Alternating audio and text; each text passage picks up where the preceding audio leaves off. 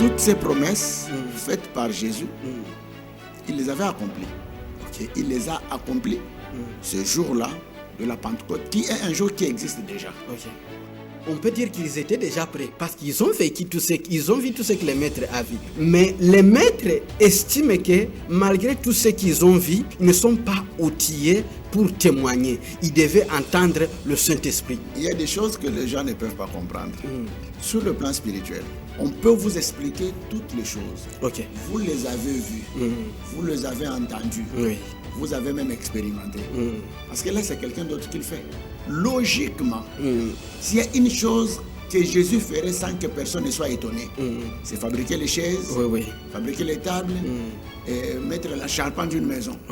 Mais voir Jésus guérir les malades sans être médecin, voir Jésus nourrir une multitude de personnes sans avoir une boulangerie, voir Jésus ressusciter des morts et le voir marcher sur l'eau, ça là, ça ne répond pas aux critères du fait que Jésus soit le fils de Marie et de Joseph.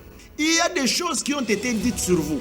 Il y a des choses que vous avez entendues sur vous et votre famille. Ces choses étant venues avant, c'était des faussetés que vous avez pris pour vérité. Ce qui fait que quand on vous dit la vérité, vous avez du mal à croire à la vérité. La vérité devient comme une fausseté parce que la fausseté a pris de la place. La seule chose que tu ne peux pas choisir, c'est où tu vas naître, quand tu vas naître, comment tu vas naître. C'est Dieu qui choisit quand tu vas naître, où tu vas naître et comment tu vas naître. Où que tu sois né, peu importe les conditions, peu importe ton père, ta mère, mais tu dois savoir que par l'esprit, il y a une naissance qui n'a rien à voir avec tous les restes. C'est cette naissance qui modifie le futur.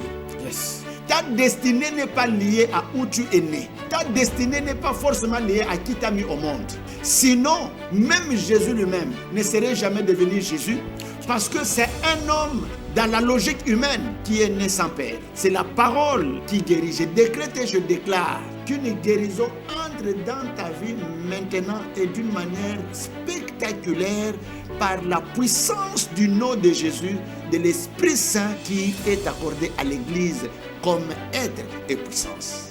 Reçois cela au nom de Jésus-Christ. Ça se passe ici sur Vers Pâtirage Télévision chaque dimanche à 17h45.